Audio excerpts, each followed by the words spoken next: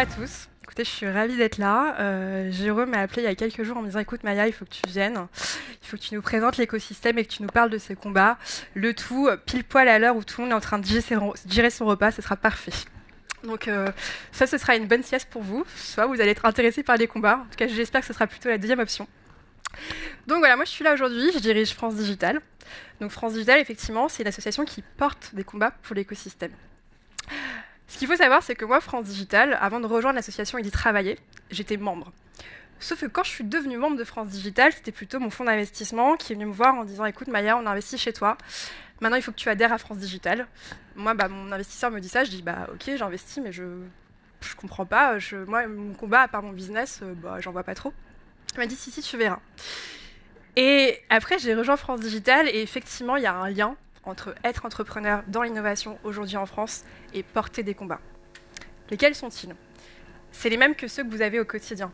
En fait, les combats de France Digital, c'est quoi? C'est pouvoir se financer, et on sait qu'en ce moment, c'est pas si facile. C'est pouvoir recruter les bonnes personnes. Et c'est le nerf de la guerre, trouver des clients. Et puis aussi, parce qu'on innove et qu'on a comme envie de changer le monde, c'est comment est-ce qu'on fait pour avoir de l'impact. Et tout ça, France Digital vous aide sans que parfois vous le sachiez. Sur le volet du financement, alors aujourd'hui, France Digital, pour que vous sachiez, c'est une association qui a, parmi ses membres, de nombreux fonds d'investissement du capital risque en France, mais aussi différents relais à l'international. Qu'est-ce qu'on fait comme combat en matière de financement? Aujourd'hui, on le sait, on peut lever des fonds en France, mais ça n'a pas toujours été aussi facile, et ça reste d'ailleurs un peu compliqué, puisque si on regarde un peu ce qui se passe à l'échelle mondiale, l'année dernière, en 2023, le capital risque en France, c'est un peu plus de 8 milliards. Aux États-Unis, grosso modo, rien que sur l'IA, c'est plus de 50 milliards.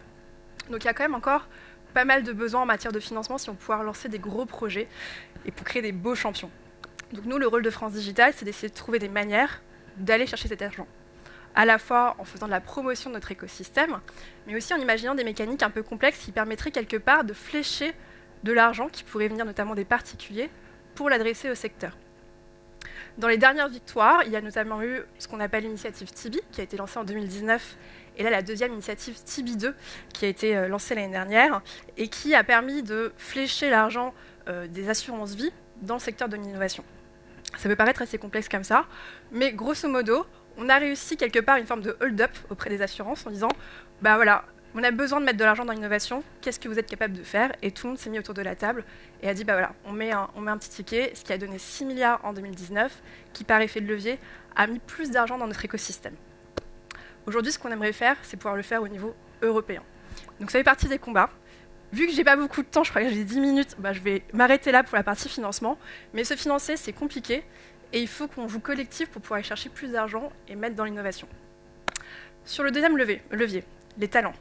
Là encore, c'est un truc qui n'est pas facile. Donc moi, j'ai été chasseuse de tête. Je sais à quel point recruter, c'est délicat. Surtout quand on a en face de nous une grosse concurrence avec des boîtes qui sont capables de mettre plusieurs centaines de milliers d'euros par an sur des talents. Comment est-ce qu'on fait pour les attirer? Pareil, là, c'est un combat et un combat qui doit être collectif. Il faut qu'on soit capable de promouvoir notre écosystème en montrant qu'il y a des belles opportunités en France et que la tech, c'est pas que dans la Silicon Valley. Il faut pouvoir inventer des nouvelles mécaniques qui va permettre d'attirer plus de talents. Alors je pense qu'on a pas mal progressé, et aujourd'hui l'état de l'écosystème fait que je pense qu'on a réussi à positionner la France depuis quelques années comme étant un vrai pays où la tech se fait, mais le travail est encore très long. Parce que ce qui se passe, c'est qu'on reste encore un écosystème très fermé, et dans la tête des gens, qui dit start-up dit quelque chose, une espèce de nibulus tech, alors qu'aujourd'hui, les start-up, c'est 13 000 entreprises en France, plus d'1 million d'emplois. Et ça, c'est encore un peu compliqué à comprendre pour le grand public, puisqu'on est encore un peu cantonné aux pages start-up des Échos. Mais au-delà de ça, la start-up, ça reste encore un truc un peu garage, ou alors balance ta start-up en univers un peu compliqué, où c'est délicat de travailler. Et donc ça, il faut qu'on arrive collectivement à changer tout ça et à faire entrer les start-up dans un écosystème, dans un pan de l'économie plus intégré. Et effectivement, la tech, c'est pas quelques boîtes du numérique. Aujourd'hui, c'est vraiment des entreprises innovantes qui, dans tous les domaines, dans l'industrie, dans la santé, vont innover et véritablement changer le monde. Mais pour ça, il faut que les gens comprennent que ce n'est pas juste un univers à part. Donc là, c'est un autre des combats de France Digital, où plein de mécaniques sont mises en œuvre.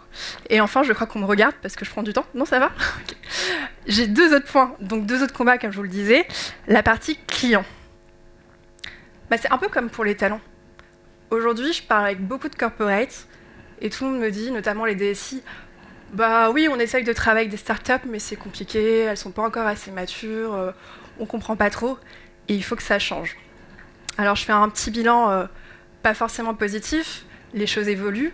Je sais pas si vous avez entendu parler, mais il y a un mouvement qui s'appelle Je choisis la French Tech, où des corporates s'engagent à doubler leurs commandes auprès des startups. Mais au final, quand on y regarde de plus près, très peu de corporates sont prêts à ouvrir leur carnet de commandes. Et si on allait entre les lignes, on verrait que, je sais pas, pour, on va dire 80 millions d'euros investis sur des Google Ads, la commande auprès de fournisseurs tech français est vraiment très très très limitée. Et donc ça, c'est un énorme combat qu'on porte depuis toujours avec France Digital, c'est de dire, en fait, le meilleur argent, c'est celui du client. Et si on veut pouvoir faire grandir des belles boîtes, il faut faire en sorte, quelque part, de favoriser les entreprises qui viennent de chez nous. Et quand je dis qu'ils viennent de chez nous, je pense qu'il ne faut pas s'arrêter à la France. Là, l'enjeu, il est européen. Le marché français, c'est 65 millions de personnes. L'Europe, c'est 450 millions. Et à ce niveau-là, on peut battre les US.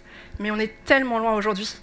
Et donc ça, c'est toute une mécanique aussi sur laquelle on essaye de créer ce sentiment d'appartenance européen. Et on essaye de pousser à la commande publique et à la commande privée qui va permettre de booster les startups et faire en sorte que, en fait, voilà, l'argent dont on a besoin pour véritablement se développer, il vient de la commande. Donc c'est tout un devoir d'évangélisation, de promotion, mais aussi des règles. Donc des règles qui sont notamment européennes.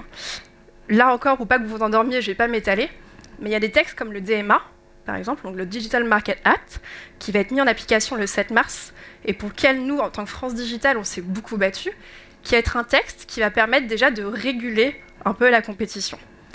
C'est une avancée, on attend encore que ce soit mis en place, mais c'est quand même très très compliqué quand en face de nous, on a des acteurs comme Apple, en fait, qui sont tellement là, tellement hégémoniques et tellement des gatekeepers, qu'en fait, ils se prennent même pour des tiers de confiance. Et donc, en fait, un texte comme le DMA aujourd'hui qui les empêcherait d'appliquer une trop grosse taxe de 25% pour les développeurs d'applications, donc ils vont arrêter, ils vont baisser leur prix, ils vont être interdits aussi de déréférencer des entreprises qui cassent vraiment des business. Mais en fait, ils sont en train de complètement détourner le texte et on se fait avoir à notre propre jeu. Je ne veux pas vous déprimer, mais voilà, en tout cas, il y a des choses qui se passent au niveau européen. On essaye de réguler tout ça et de faire en sorte que la concurrence soit plus saine, mais il y a encore un peu de boulot. Et pour que ça fonctionne, il faut qu'on arrive véritablement à construire un marché unique européen. Voici le combat. Et enfin, dernier point, et après je vous laisserai aux différents pitchs qui vont suivre, il y a un combat autour de l'impact. Parce qu'aujourd'hui, on sait très bien qu'innover pour innover ne sert à rien, que le sens de l'histoire, c'est quand même d'innover pour un meilleur environnement et aussi une société plus juste. Et là, beaucoup de questions se posent, et c'est des combats aussi qu'on mène. Un des derniers en date, c'est autour de l'IA Act. Donc l'IA Act, comme ça, c'est quoi la philosophie de ce texte européen ? C'est d'essayer de réguler l'intelligence artificielle pour qu'on n'en fasse pas des mauvais usages. C'est, par exemple, interdire le scoring social, qui peut être un des méandres dans lequel l'IA pourrait nous plonger. Malheureusement, ce texte, il est très compliqué à mettre en place. Et donc voilà, tout ça pour dire que l'IA Act, ça reste, c'est des sujets que nous on suit très très fort, ça fait partie des combats. En fait, tout ce qui va nous permettre d'avancer pour être une entreprise plus responsable. Il y a aussi des textes sur tout ce qui est critères extra-financiers. Je pense que vous, en tant qu'entrepreneur, vous allez voir, ça va vous tomber dessus. Mais j'imagine, moi j'ai vécu ma vie à faire des reporting pour mon entreprise quand j'avais levé des fonds. Aujourd'hui, il y a tous ces critères qui se mettent en place, mais qu'est-ce que ça veut dire ? Comment on vous accompagne ? Et donc, le rôle de France Digital dans tout ça, c'est de décrypter et de faire en sorte que ce ne soit pas trop lourd d'un point de vue réglementaire pour vous. Donc voilà, 4 combats. Je les répète, c'est comment est-ce qu'on fait pour avoir plus d'argent pour se financer, comment est-ce qu'on arrive à attirer plus de talents, comment est-ce qu'on arrive à avoir plus de clients et en le faisant de tout ça de manière responsable. C'est votre combat au quotidien. Vous êtes entrepreneur, mais vous êtes aussi quelque part un peu des combattants de notre économie. Et si vous voulez le faire avec France Digital, je serais ravie de pouvoir vous accompagner avec toute mon équipe. J'espère que je ne vous ai pas trop ennuyé et que vous avez bien digéré. En tout cas, je vous souhaite une très bonne après-midi et puis on se revoit vite.